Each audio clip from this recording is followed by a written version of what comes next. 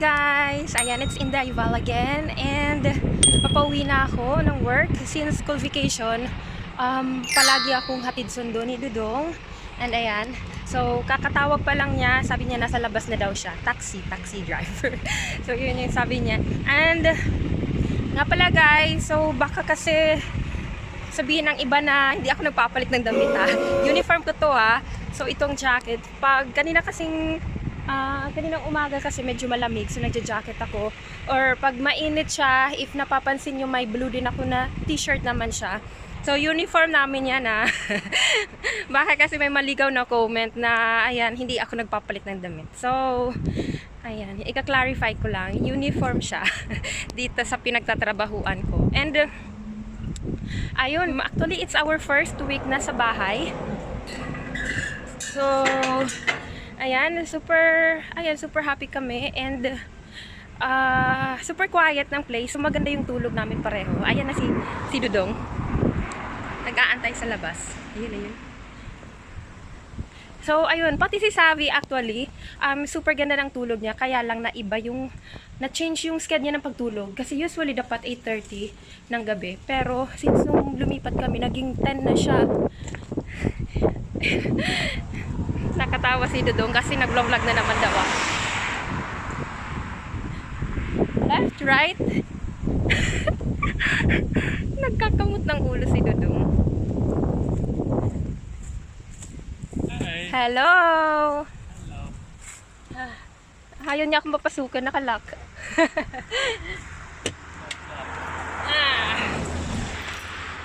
Yeah.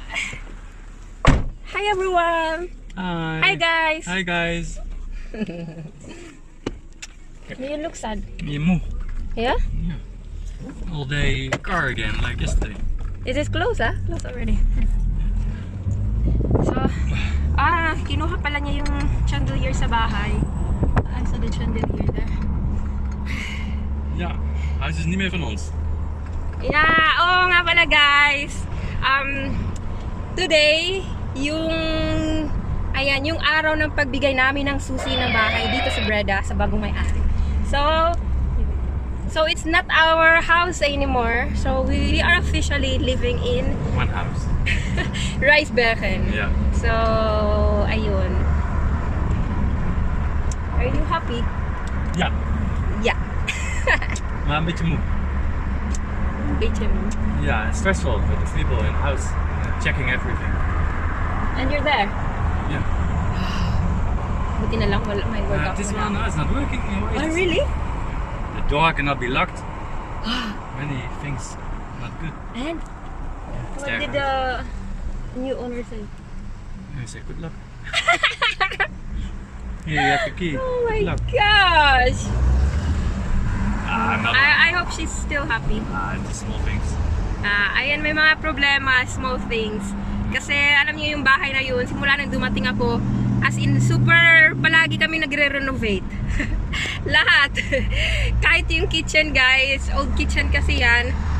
Just last year, we changed everything. And sariling sikap lang. So, ayan, ipapakita ko yung konting video namin nung nag-DIY kami ng kitchen na yun. So, I think I still have the copy.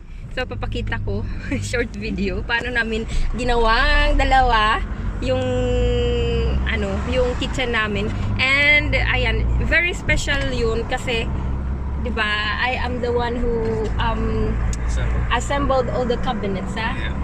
So, yung mga cabinet doon guys, ako talaga yung nag-assemble doon. Kaya, ayun, may memory ako doon. And yung mabibigat na bagay sa kanya.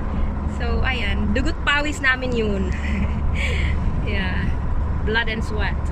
Ja, zonde. And then we just sell it. So, yeah, but we're happy with the new house naman. Ja, new house is beter. Yeah, quiet and so many playground for XAVY, but then less kids. Yeah. Yun lang. So si XAVY nga pala nasa likod natutulog. Yes, hi guys! Hi guys! Kakagising lang niya sa sasakyan guys. So dito na kami sa bahay, sa makalat na bahay. Tingnan niyo mga color pencil ni XAVY. Nasa Nasa floor. Say hi, guys! Oh, wait. Yeah. You miss Mama? Oh.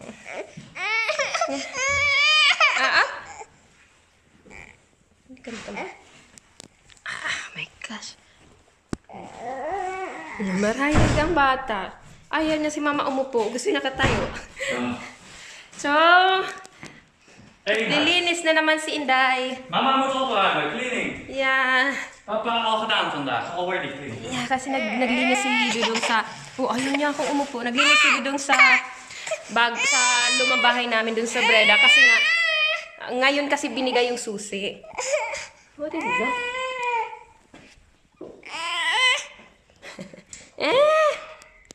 Hello. Tapos kahapon guys, kinabit ni Bibe yung cabinet sa taas. Yung first plan namin, bibili kami ng isang cabinet para sa walk-in closet namin. Ayan, may nakita kami maganda sa IKEA. Tapos plan namin bilhin yun online.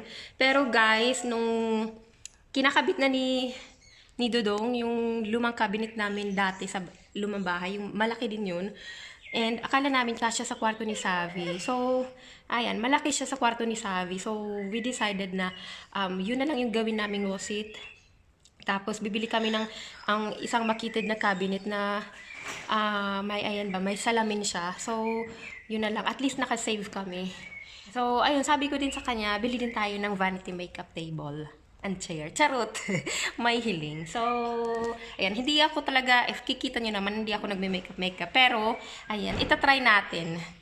Diba? So, papaganda din yun ng walk-in closet, no? Para lahat doon. Magbihis, mag-ayos ng sarili, mamalansya, doon. Okay. Right? I see. So, matutulog na si Dodong. Suplado. Suplado sa personal. Tingnan yung mata. I sleep 1 hour upstairs. Okay, enjoy. Well, enjoy. Yeah, enjoy sleeping. Hi, guys! May ininom siya na, ayan, mix siya ng pineapple, banana, apple. Ganon. Tingnan nyo. You drink again. It's up? Is it up? No. No? Okay. No, can. You drink again. Hi, guys. Hi, guys.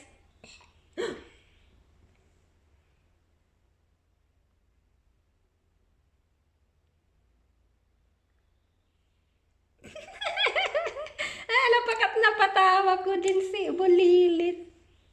Okay. Yeah, oh. Okay.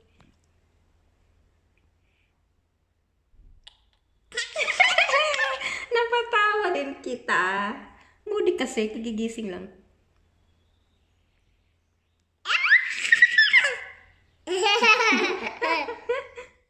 Guys, biglang nawala si Sarah, tumahimik. Ano kayang ginagawa? Ay, nako. Sabi? What do you there? Close it, close. Sabi, it's ba? Naku, ang basurahan namin. Nay, it's ba? Go. Sabi, paano mo na-open to? My gosh. Come. Maglilinis pa si Mama ng kitchen. Yes. Daisy, alsjeblieft. Tingnan nyo. Hi, guys! Hi, guys! Dicht. Say hi, guys, to them. Hi, guys. Hi, guys! Oh. Nay. Oh, okay. No. Ow. Nagsisimula. Hi, guys! Nay! So, guys, ayan, ito yung daily routine ko sa pag-uwi ng bahay. Ang daming naaano ni Sabi. Yeah. Ang daming napapansin. Ang daming na kahit ano na lang. So, ayan guys, maglilinis ako ng kitchen as usual. May mga hugasan. So, ayun, before ko yung gawin, mag-chika muna tayo for a minute. So, ayan, since alam niyo na nag-iisang anak na namin si XAVY, so isi-share ko sa inyo ilang magkakapatid sina Dudong at ilang magkakapatid kami. So, ayun guys, tatlo kami magkakapatid and tatlo din yung magkakapatid sila Dudong and pareho kaming youngest. So, may ate and kuya ko. Yung ate ko is 7 years older than me and yung kuya ko is 5 years older than me. So, sa madaling salita, 40 plus na silang dalawa kasi I'm 36 already. Tapos, si Wibe naman, dalawa yung ate niya. So, yung dalawa, one year lang ata yung gap sa kanila. Tapos yung si Dudong naman sa sumunod sa kanya, 4 years yung gap.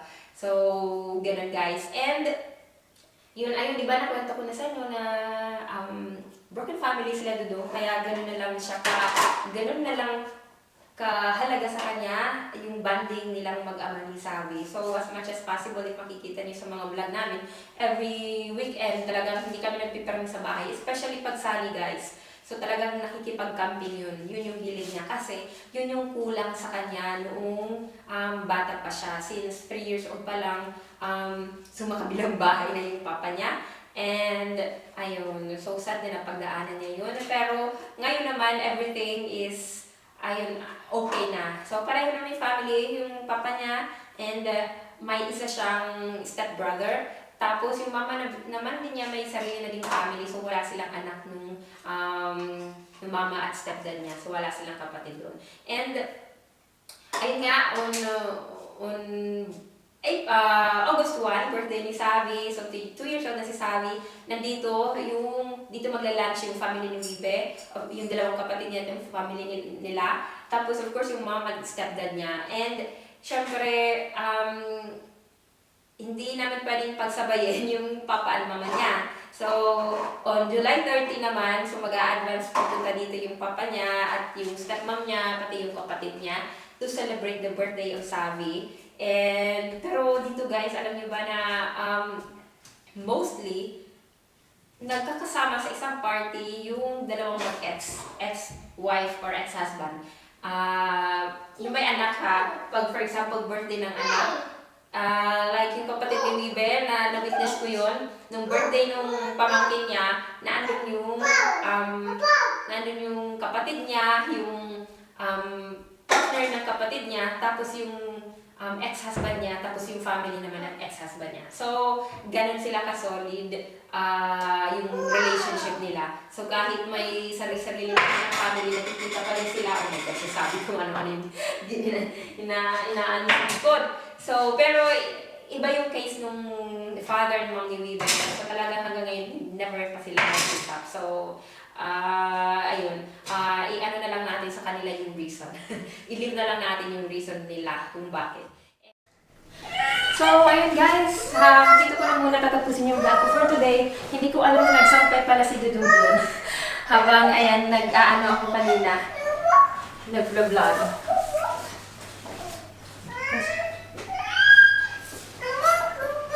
What is that? This? Yeah. Okay. Bar? Dami yung pinapagawa ng baby. No. Alin, vlog here, ha? Oh. Yes. Pinapagawa. So, ayun guys, that's all for today. Thank you for watching our video. Please don't forget to subscribe to our channel. And pakihit na rin po yung notification bell para ma-notify ko kayo kung may bago kaming video. Bye! Sukulado sa personal.